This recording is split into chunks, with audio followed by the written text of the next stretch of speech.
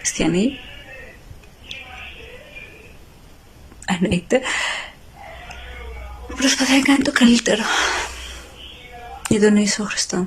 Μόνο και μόνο που έχουν νοημοσύνη για όσα έχει κάνει για μένα, για το πώς μου έχει έλειψει πραγματικά τη ζωή.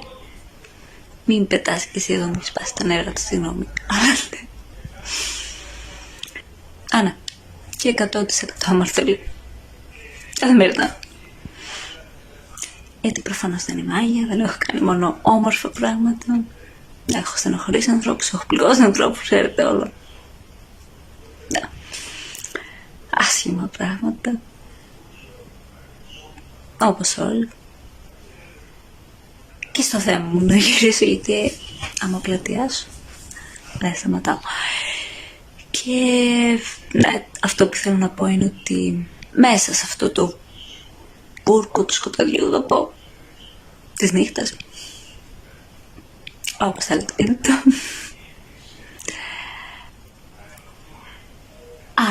ή μπορείς να πεις ότι απέκτησε ένα θυσμό μικρό,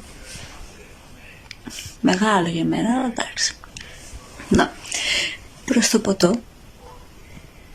Και ειδικά, εντάξει, γενικότερα έχω ζήσει κάποιες παρενοχλήσεις και διάφορα τέτοια.